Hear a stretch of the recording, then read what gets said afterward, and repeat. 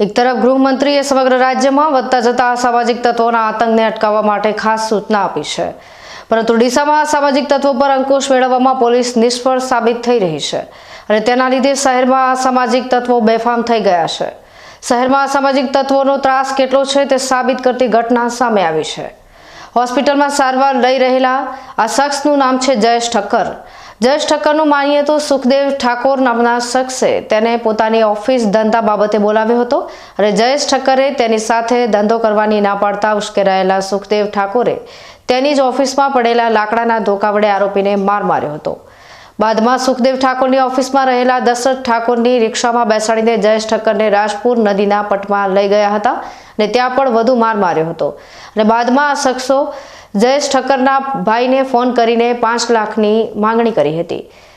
આ બાતમીની જાણ કોઈને પણ કરવામાં આવશે તો જયેશને જાનથી મારી નાખવાની ધમકી આપી હતી।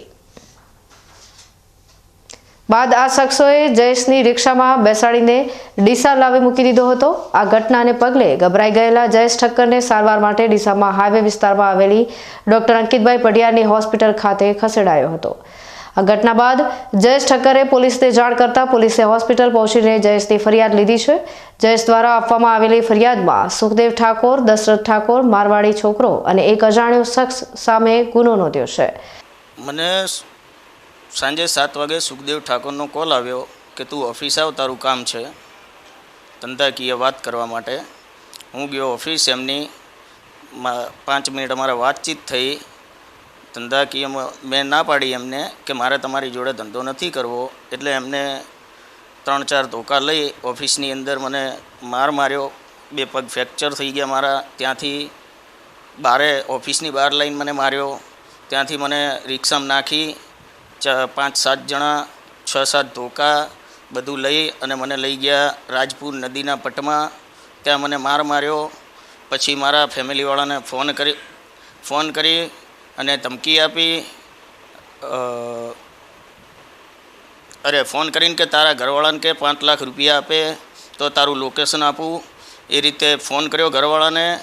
પછી એ બધા બહુ લોહી બધું આવતું હતું, એટલે એના માણસોને સુખદેવ ઠાકોર કે તમે બધા કીધું કે તું આ ભાઈને હોસ્પિટલ લઈ જા, અને એ બધા ફરાર થઈ ગયા ત્યાંથી। એ લોકો મને ભણસાલી લઈ ગયા। ભણસાલી હોસ્પિટલમાં ડૉક્ટર હાજર નહોતા એ ટાઈમે।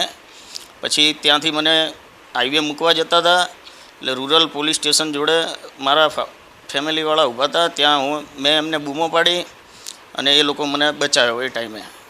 આ સમગ્ર ઘટના અંગે હોસ્પિટલમાં સારવાર લઈ રહેલા જયેશ ઠક્કરે કેમેરા સામે તેની પણ વીતેલી આપવીતીનું વર્ણન કર્યું હતું। ગૃહમંત્રીના આદેશ બાદ પણ ડીસામાં જે રીતે અસામાજિક તત્વો આતંક મચાવી રહ્યા છે તે ખરેખર પોલીસની નિષ્ક્રિયતા છે અને જો પોલીસ ગૃહમંત્રીના આદેશનું પણ જો પાલન ના કરતી હોય ત્યારે સામાન્ય લોકો અંગે તો શું વિચારતી હશે।